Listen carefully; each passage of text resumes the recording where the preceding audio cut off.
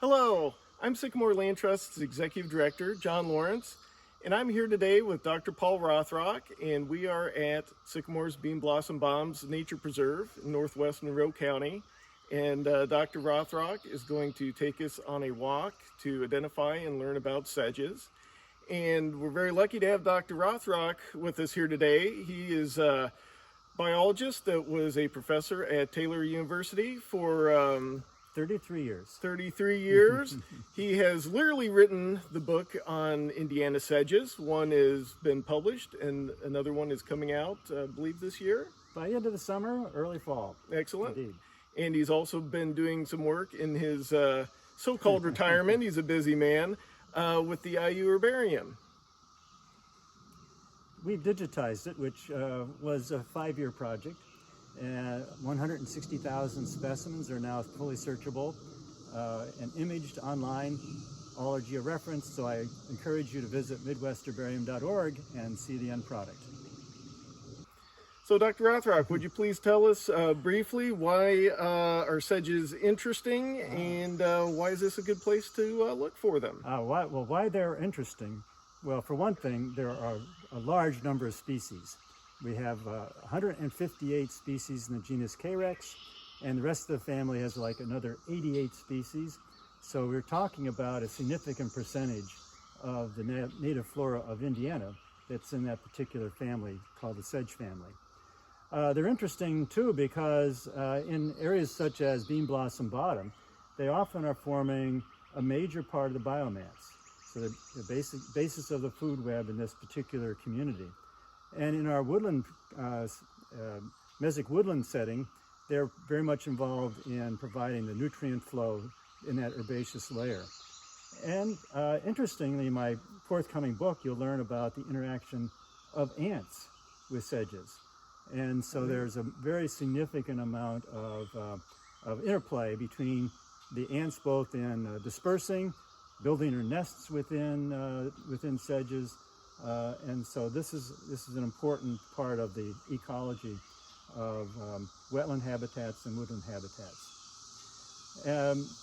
This particular area is great for studying sedges because overall about 70% of the species are wetland species, and the other 25 or so are woodland. And so we get into an area like this, and Beanblossom Bottom would have about 24 species in the genus Carex, plus another half a dozen in the family at large, so probably at least 30 species in this particular property. Wonderful. Well, let's get started and learn about some of the biodiversity here. The family of sedges is very diverse, and I have a little bouquet of species that occur right nearby where I'm standing. So we have a bulrush, and we have members of the genus Carex, but I also picked a shoot from a nearby grass, from foul manna grass, and one can tell that, grasses are like sedges. They're both wind-pollinated plants, so they have very small flowers without showy parts. They both have linear leaves. They are herbaceous plants, and you would say, yes, what's the difference? They look like they belong to the same family. However, once you get past those superficial things, they really mount a number of differences. In terms of the vegetation, one of the popular adages is that sedges have edges, which is by way of saying that most of the time the stems have a three-sided quality to it. There's a triangularity if you look at the end of a cut-off stem from a sedge. And as a result, the leaves come off then of those three faces. So as we look down the length of one of these sedges, we can see one coming out on that side, one coming out on that side, and then one coming out on the bottom. So we have a three-way positioning of those leaves. They're in 3 rows or 3 ranks. And, to contrast that vegetation of the sedge, I have examples of 2 different grasses. And The one here, the foul mannagrass, Glyceria striata, beautifully shows something about the structure of the vegetation on the grass. Namely that the stem is kind of oval in cross-section, or even flattened, and the leaves are two-ranked. In this case, they're very strongly coming off of two sides, creating a somewhat ladder-like structure to the numerous leaves on that stem. Another species of grass that I harvested, it still is going to have the two ranks, but they're kind of spiraling around. So it's a little harder to look along it and see that they're just the two. But the stem is oval, and in addition, we can see here a node. So that grasses have often exposed nodes, or if you peel back the leaf a little bit, you'll reveal a node along that stem. And very seldom do you see nodes in any of the sedges. Right here is a node. You can see that swelling in the stem. In this case, it's coming up above or outside of the sheath of the leaf, so you can readily see it. And on the foul mannagrass, if I peel back, let's see if I can peel this one back, I can feel it. There it is. If I peel back some of the sheath, I can expose a node right here. There it is. And so that's characteristic of grasses when they are elongating. Sedges seldom have a node. Yeah, here's our foul mannagrass with the two-ranked leaves. And of course it has a somewhat oval-shaped end to the stem where I cut it. And in contrast, a sedge, such as this bulrush, would have a somewhat three-sided stem, although the edges are rounded, but there's three sides there, and the leaves come off one side, second side, and a third side. So three-sided. The next thing that is important in recognizing a sedge is more difficult to see in the field, and that is that the flower structure and the way the flowers are arranged in the inflorescences differ. In grasses, you always have a pair of scales with each flower, but in sedges, just one scale that is with each flower. Different kind of fruit. In grasses, you have the grain fruit, and in sedges, you have a one-seeded fruit called an achene fruit. So overall, there's a number of things that say this is a distinctive family of monocots that are wind-pollinated, and that grasses and sedges just have some overall similarities because of that wind pollination and the long linear leaves. I think a lot of people think of grasses and flowers as being two different things. Well, a flower is the structure of a plant that's going to produce pollen and fruit and seeds.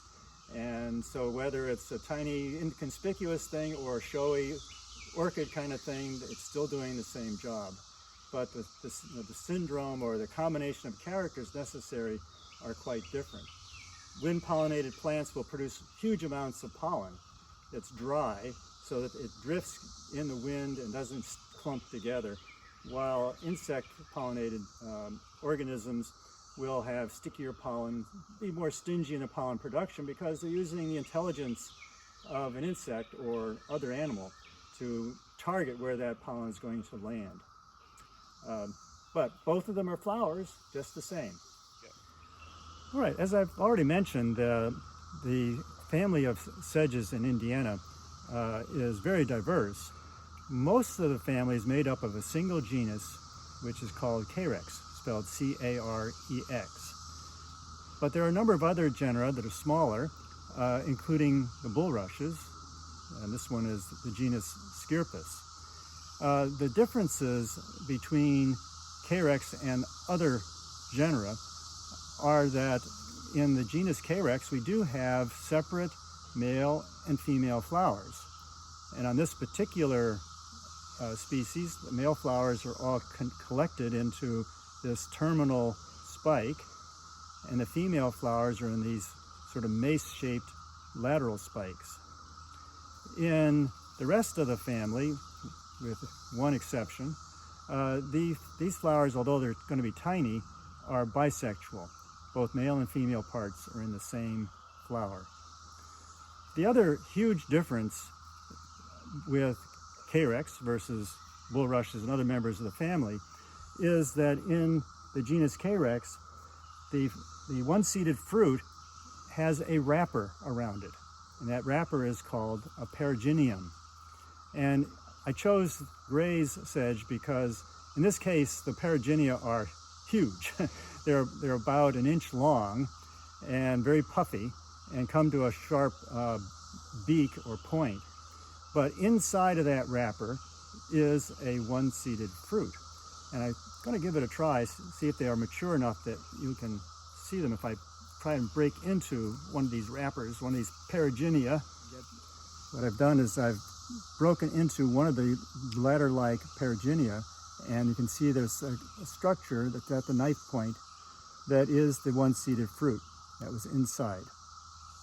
So all of the members of the genus Carex have that wrapper, the periginium, and the shape and size and texture and coloration is endlessly varied.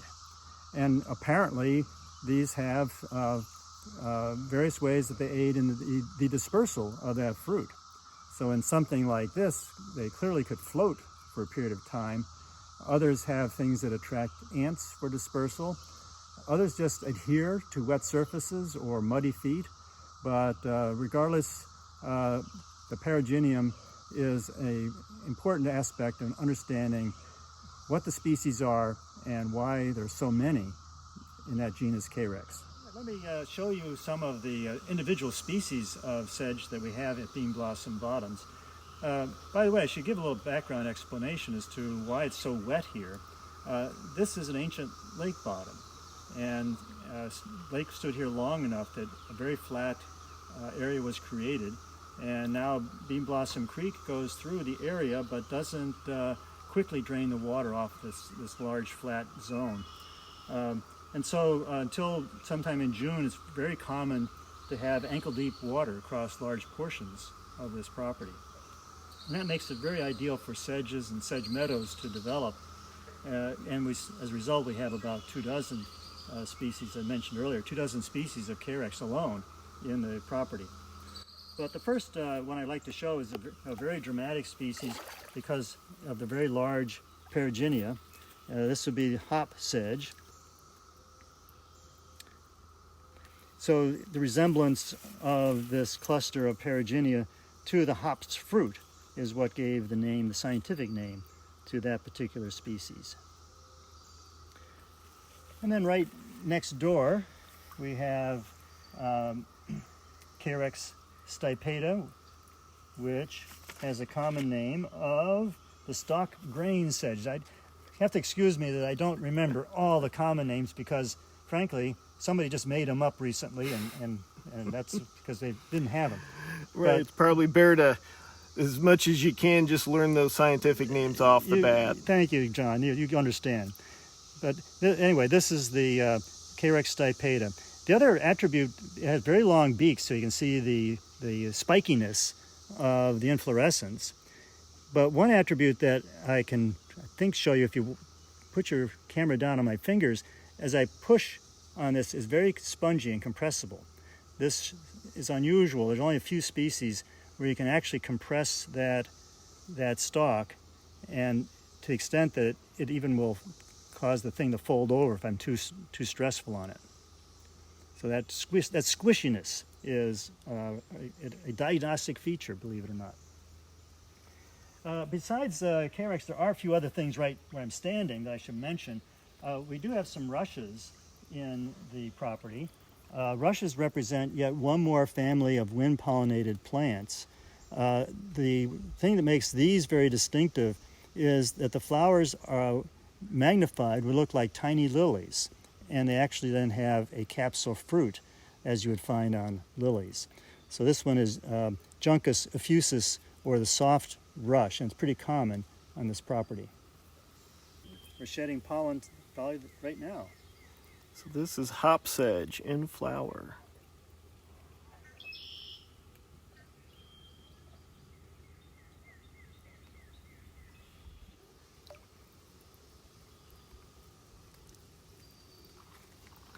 Okay, the next species of sedge, this is Carex squarosa, one of the cattail sedges, so-called.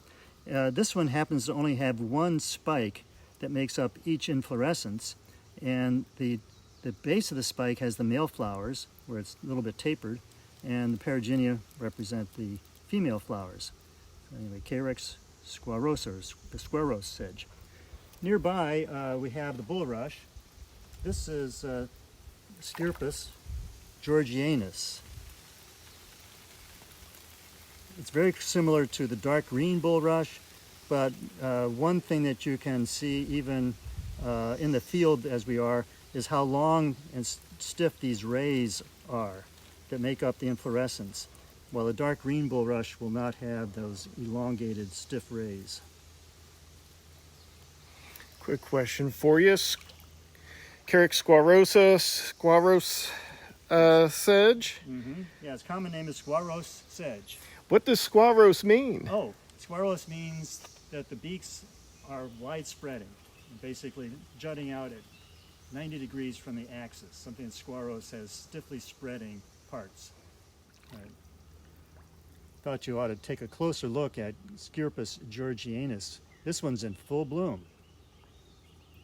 Lots of yellow anthers to be seen. Another Carex that is in bloom as well.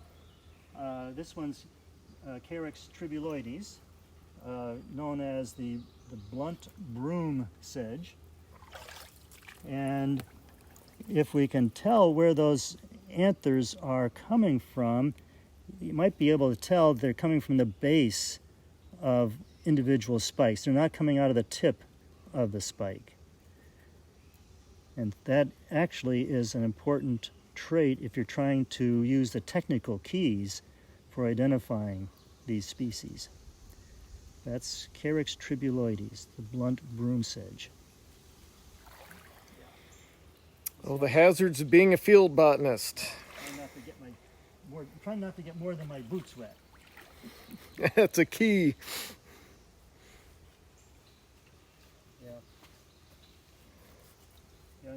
Another sedge that's in flower. This is the fox sedge, Carex vulpinoidea. Numerous perigynia in this particular inflorescence. And one of the characteristics of the fox sedge is that the leaves are much longer. Certainly at this flowering state, the leaves are much longer than the stalk that bears the inflorescence. So it's they really go way past. And so there's some other similar species, but in those the inflorescence and the stalk will stand very proud or very high relative to the leaves. So that's the common fox sedge, Carex vulpinoidea.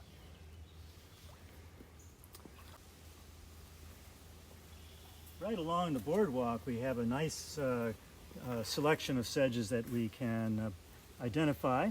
This one is the sallow sedge, Carex lurida.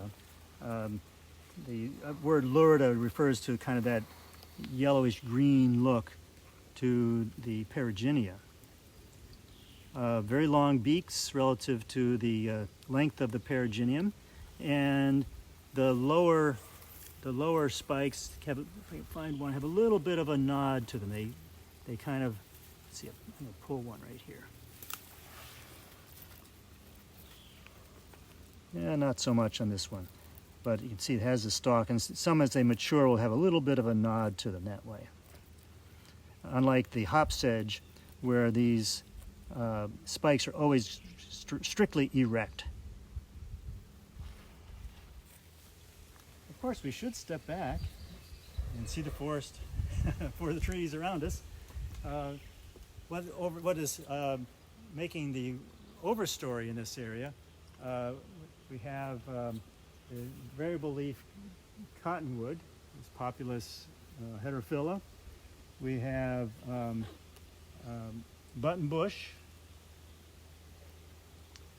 member of the coffee family. So if you've ever seen coffee leaves in a botanical conservatory, that might remind you of that type of shrub. We have the white ash, Fraxinus americana.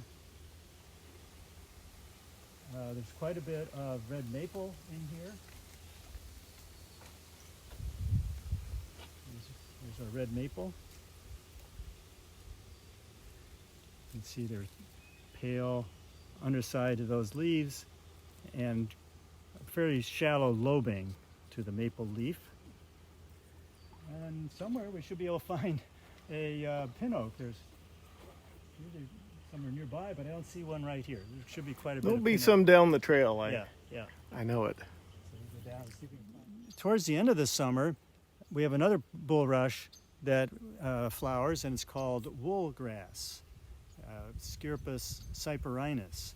So these are last year's spent inflorescences, and you should come back at the end of the summer, about beginning of September, and see the tufts of wool, gray wool, that each of these clumps will produce. Very, very striking. It is one of my favorites for sure. Yeah. And a good example of why the common names can be confusing, because it's called woolgrass, Yes. but it is not a grass. It's a sedge. Because remember, it has edges and doesn't have evident nodes. Okay. In Indiana, we have three kinds of cattails that are common. The wide-leaf cattail, which is what I would have to say this is a pure strain of the wide-leaf. These leaves are like 1 3/4 inches, almost 2 inches wide. There is an introduced species called the narrow-leaf cattail, that'd be Typha angustifolia, and it has hybridized frequently with our native, producing one that's called Typha x glauca. And that hybrid cattail is very invasive.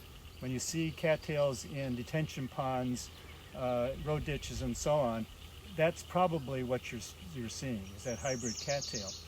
And so in doing land management, one would certainly want to eliminate or limit the extent of that particular kind of cattail. But just based upon the leaf width, these are remarkably wide, and so I have every reason to think this is pure strain wide leaf cattail, Typha latifolia. We really need to see it in flowering, fruiting condition to confirm that, and ideally even to look at the pollen under a microscope. Although I'm not a rose fancier, but when it comes to the native roses, I do love them. This is our swamp rose. It's not the non-native multiflora rose, because we can pick out a stipule and notice that its edges are smooth instead of being fringy. And of course we are in a swamp, so Rosa palustris, the swamp rose. And it has a lovely flower in June. And coming up on the other side, another wetland species of tree is the pin oak. Very deeply lobed leaves. And since a lot of the lower branches have lost the leaves, you can maybe pick out one of the other diagnostic traits, namely that the branches tend to droop as they age. And so they persist and have this droopiness. So just at a distance, you can often recognize the pin oak. That'd be Quercus palustris. So we have Rosa palustris and Quercus palustris. Exactly, John. So that means that they are plants that grow in swamps. Sometimes those scientific names tell you something. Indeed, it's kind of frightening once you figure out 40 or so of the root words. A lot of them just translate and make a lot of sense and are fairly easy to remember. So we had the soft rush, Juncus effusus, and here's the second species of rush on the property. This one's Juncus acuminatus. More highly branched inflorescence. I remember acuminate is a botanical term. What does it mean? You'll have to remind me. Yeah, it has to do with the taper of the tip of the scales. Right. Yeah, and this one, unlike the soft rush, the leaves have, they have a hard partition. As I run my thumb along that, I can feel resistance as I hit each one of the partitions or septa within that leaf or bract. So that's a diagnostic of some members of the genus of Juncus. As we're speeding along the boardwalk, we can keep our eyes open for additional sedges that are a little less common. And here we have the grayi sedge with the three-parted stigmas, very evident coming out of the beak of each of the periginium.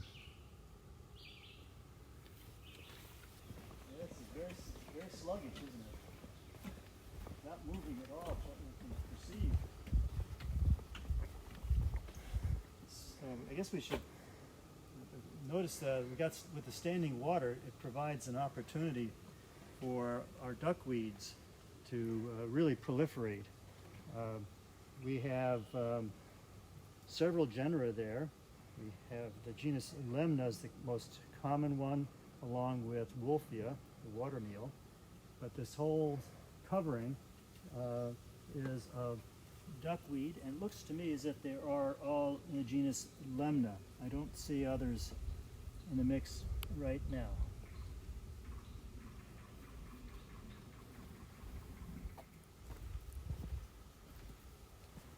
Blue flag, a species of Iris virginica, and we've hit it on a perfect day. Lots of full bloom.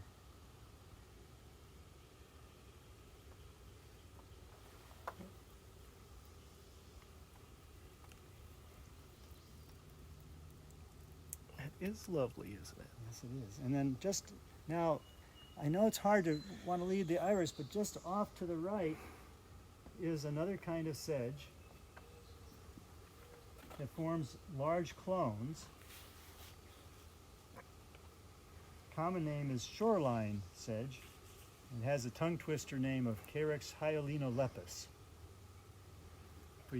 Actually, this come up here, John.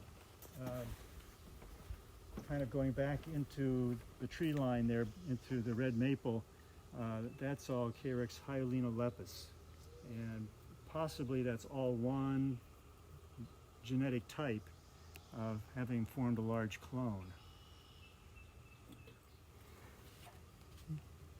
There's the inflorescence of Carex hyalinolepis, the shoreline sedge. Very large. It's very distinctive, I know, from walking past here. Really jumps out at you. There are two very similar species. The other one is Carex lacustris, the lake sedge. The inflorescences will look very, very similar, but the vegetation part is distinctive between the two. And the opening up of the canopy by that tornado several years ago has just altered this area so tremendously. The explosion of plant life that was suppressed by the heavy shade is absolutely astonishing. Not just the sedges, but certainly the blue flag and a lot of other things are really proliferating and going to town now that there's more sunlight hitting this the swampy floor.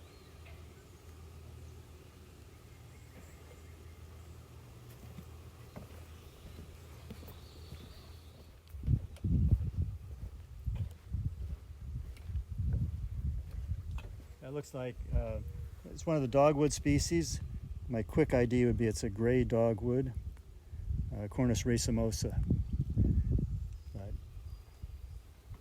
Yeah, lovely.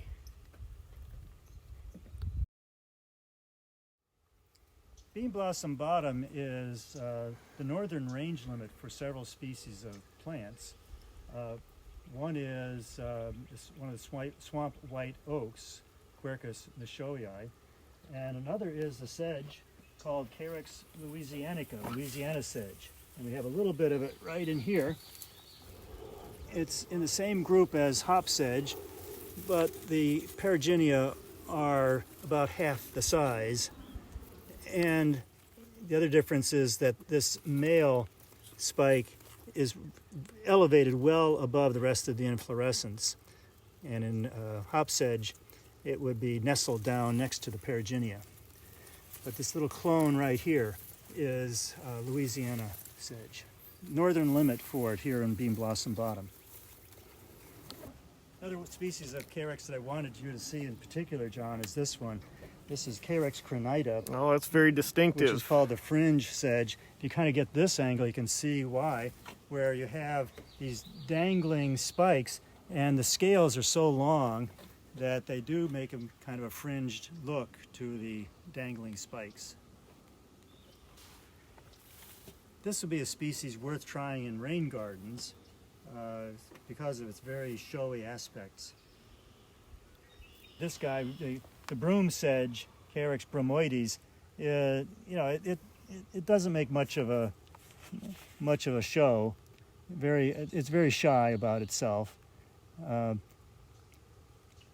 But it forms these sometimes very sizable tufts of fine foliage.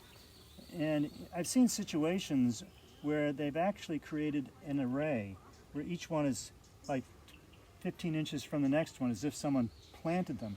But it's simply that they form such large tufts that then there's a zone where nothing can grow, and then another one, and then another one, and so they can create this array of tufts in a swamp woods. Well, it may not be as showy as some of the other ones, but it's here. Yes. It's pretty in its own right. Yes. It's the showy-eyed southern swamp white oak, and one of the species that reaches its northern limit here at Beanblossom Bottoms. Very soft, fuzzy lower surface to the leaves. Make it real easy to recognize it. And how do you know it is not bicolor? That soft hairiness. Gotcha. Yeah, they both do have the fruits, the acorn fruits elevated on a stalk. So in that sense, they're both similar in that way. But the soft foliage is, you feel that, John. It's just like velvet. It is. Oh, wonderful. I've seen it in several places on the property. Along the entry road as well as along the stretch of boardwalk. Undoubtedly it's in the woods too, but the leaves are too high up and you can't see them. Exactly. Now what's this grass that we have here? We do have some of the non-native reed canary grass. Here and there is patches in the swamp. When they are in flowering condition, as they are now, the branches are widely spreading, but as they get to fruit, they will become more erect, and the whole inflorescence will take on a more compact appearance. And why do we care about reed canary grass? It's just its invasive quality, that it doesn't have things that are slowing down its spread. And so it tends to then invade and push out other native things. And generally that means that some of the animal life that's dependent upon some of our native plants are finding less suitable habitat. John, several places along the boardwalk I have noticed that we have some water hemlock. In another month or less it'll be forming umbrella-shaped clusters of small white flowers. And it's actually a very, very poisonous plant. So people should be aware to not fuss with this particular species. It's not difficult to recognize. It has very compound leaves. So all this is one leaf with a number of small leaflets. And if you take a closer look at just one leaflet, notice that the veins go to the sinuses, between the teeth instead of to the tip of the teeth. And it's the only species of plant that I'm aware of, there's some really nice ones there maybe, that the only species of plant that I'm aware of that has that kind of vein pattern. So compound leaves, and then the veins go to the sinuses between the teeth. We have two species of ash in Beanblossom Bottoms. Earlier we saw the white ash, but this one is green ash, Fraxinus pennsylvanicum. The lateral leaflets are more sessile. There's really no evidence of a small stalk that separates the base of that leaflet from the axis of the compound leaf. And there's a different coloration to the lower leaf surface. It's more in line with the top color. Green on top and fairly green on bottom, not so pale white as in white ash. There are differences in the leaf scars, but this time of year that's hard to see. And sometimes I frustrate over really telling them apart.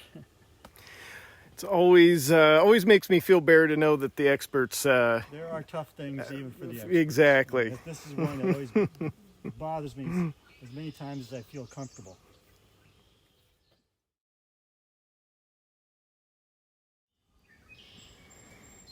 Paul, I heard you just say that you found I found one that I don't have listed for the property as yet. This is Carex muskingumensis. And we have a very long list here, thanks to you and Ellen Jacquart and others. Yeah. So that's pretty impressive to find something new and right along the boardwalk. There it is. It has some of the vegetative habit of Carex tribuloides that we saw much earlier, the blunt broom sedge, but this one, the individual spikes are like 3 times longer, and the individual perigynia are like 3 times longer. It's a very easy one to recognize, which is why I was surprised that I hadn't spotted it in here before. So it must not be found in very many places. The 3 ranking really Yes. shows up Yes, nicely. when you point downwards on those shoots, you will see it. So muskingumensis, Carex muskingumensis.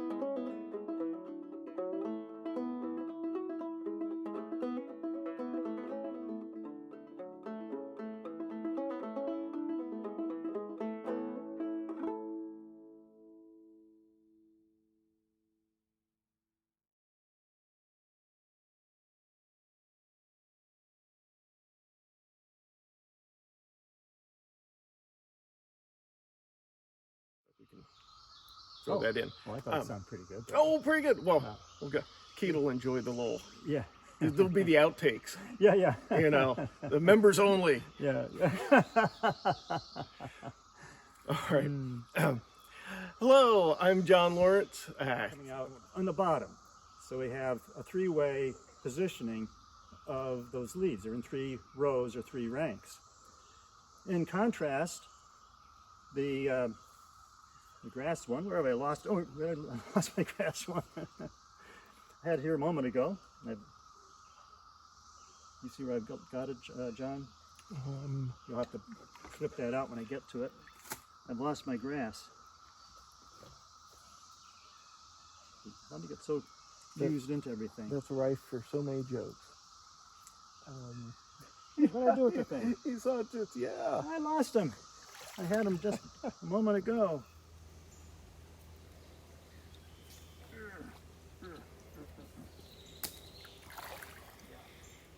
Oh, the hazards of being a field botanist. Trying not to get more than my boots wet. That's a for key. sycamore. Hello, I'm the executive director of Sycamore. Oh, I keep saying it the wrong. Go ahead. Do it again. That's a nice thing. She's going to cut all these out. Exactly.